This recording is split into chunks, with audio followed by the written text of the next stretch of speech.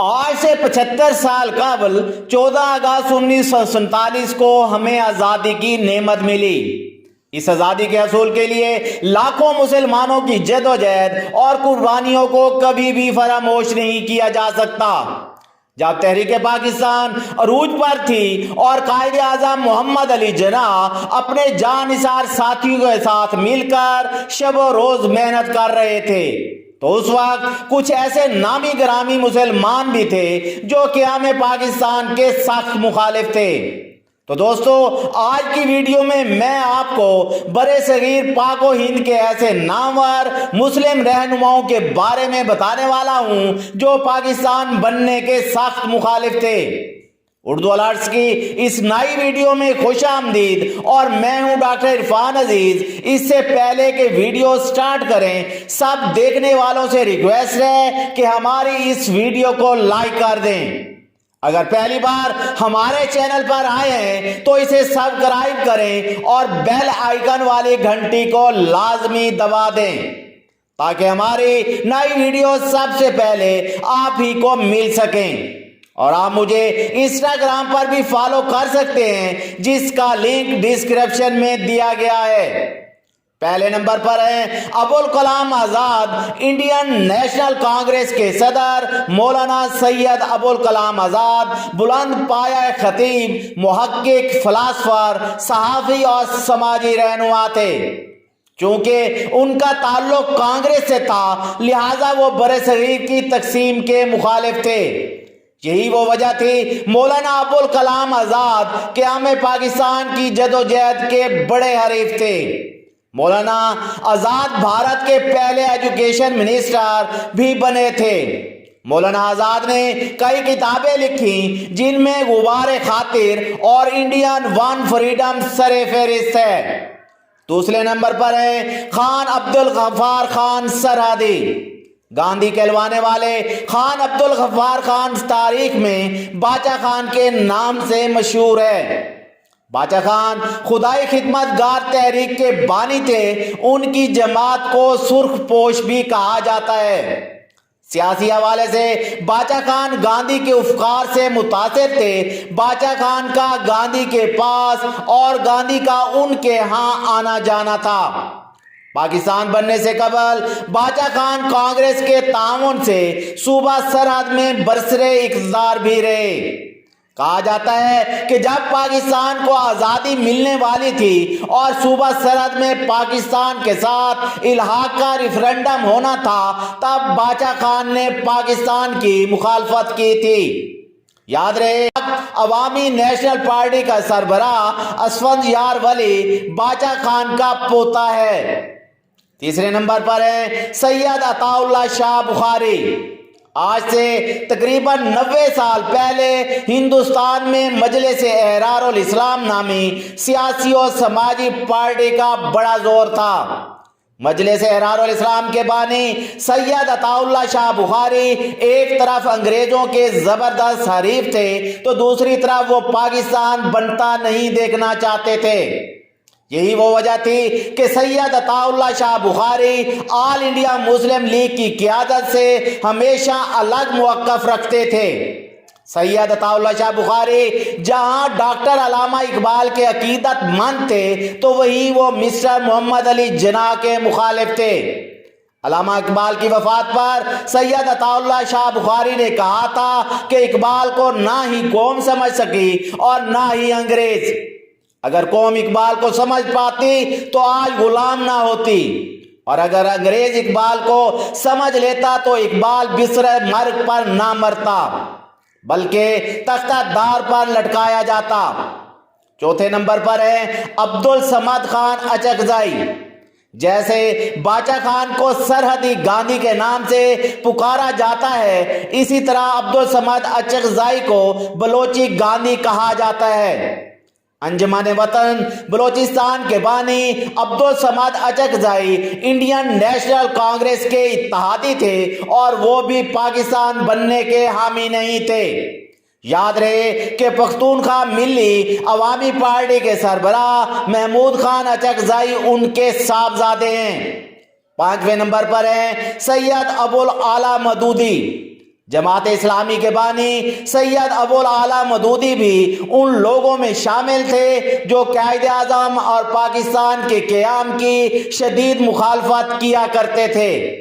جماعت اسلامی کا قیام اس وقت ہوا جب 23 مارچ 1940 کا منٹو پارک والا تاریخی ساز جلسہ ہو چکا تھا۔ پورے ہندوستان میں آزادی کے نعرے بلند ہو رہے تھے اور قیام پاکستان کے لیے ماحول بن رہا تھا۔ ایسے وقت میں مولانا مودودی اور ان کے حامی بن کے رہے گا پاکستان کے مقابلے میں نہ پاکستان نہ منظور کے نعرے لگاتے تھے۔ آج سے چند سال پہلے جب مولانا مودودی کے بیٹے فاروق مودودی سے سوال کیا گیا کہ آپ تو پاکستان کے مخالف تھے تو پھر ہجرت کر کے پاکستان کیوں آئے، تو ان کا کہنا تھا کہ ہم کبھی بھی پاکستان آنا نہیں چاہتے تھے، لیکن تب حالات ایسے بنا دیے گئے تھے کہ ہمیں مجبوری میں یہاں آنا پڑا۔ چھٹے نمبر پر ہیں نواب زادہ نصر اللہ خان، بابا جمہوریت اور اپوزیشن سیاست کے سرکردہ لیڈر نواب زادہ نصر اللہ کے بارے میں کم لوگ جانتے ہیں کہ وہ بھی پاکستان بننے کے مخالف تھے۔ جب تحریک پاکستان زور و شور سے چل رہی تھی تو ان دنوں نواب زادہ صاحب نوجوان تھے اور سیاست کا آغاز کر چکے تھے۔ یاد رہے کہ نواب زادہ نصر اللہ خان سید عطا اللہ شاہ بخاری کے پیروکار تھے اور مجلس احرار کا حصہ تھے۔ 7ویں نمبر پر ہیں مولانا مظہر علی اظہر، مجلس احرار کے بانی رہنما مولانا مظہر علی اظہر کا شمار تحریک پاکستان اور قائد اعظم محمد علی جناح کے ناقدین میں ہوتا ہے۔ مولانا مظہر اپنے جلسے جلوسوں میں مسلم لیگ کے خلاف سخت زبان استعمال کرتے اور مصر جناح کو کھوجا شیعہ مسلم پکارا کرتے تھے۔ یہی وہ موصوف تھے جس نے قائد اعظم کو کافر اعظم کہا تھا اور نعرہ لگایا کرتے تھے کہ ایک کافرہ کے واسطے اسلام کو چھوڑا۔ یہ قائد اعظم ہے کہ کافر اعظم۔ مولانا مظہر علی اظہر مسلم لیگ کے خلاف الیکشن لڑتے تھے، مسلسل 3 مرتبہ پنجاب اسمبلی کے ممبر منتخب ہوئے۔ یاد رہے کہ یہی مظہر علی اظہر آزادی کے بعد پاکستان آ گئے تھے اور 1974 میں لاہور شہر میں ان کا انتقال ہوا۔ 8ویں نمبر پر ہے خضر حیات ٹوانا۔ ایک وقت تھا جب پنجاب کی سیاست پر سیکولر یونینسٹ پارٹی کا اثر و رسوخ تھا۔ ہندوستانی ریاست الیکشن میں یونینسٹ پارٹی نے آل انڈیا مسلم لیگ کو شکست دی تھی اور نواب خضر حیات ٹوانا 1942 سے 1947 تک صوبہ پنجاب کے وزیر اعلیٰ رہے، جبکہ مسلم لیگ پنجاب اسمبلی میں اپوزیشن جماعت تھی۔ یاد رہے کہ یونینسٹ پارٹی ایک سیکولر اور انڈیوائڈ انڈیا کی خواہاں تھی۔ 9ویں نمبر پر ہے سید حسین احمد مدنی، دارالعلوم دیوبند کے ممتاز شیخ الحدیث سید حسین احمد مدنی قیام پاکستان کے سخت مخالف تھے اور انہوں نے اس تحریک کو ناکام بنانے کی ہر درجہ کاوش کی۔ سید حسین احمد مدنی جمعیت علماء اسلام ہند کے امیر تھے، جبکہ اس وقت ان کے بیٹے مولانا ارشد مدنی جمعیت ہند کے امیر ہیں۔ حسین احمد مدنی کے پوتے کا نام محمود مدنی ہے اور وہ اس وقت جمعیت علماء ہند کے جنرل سیکرٹری ہیں۔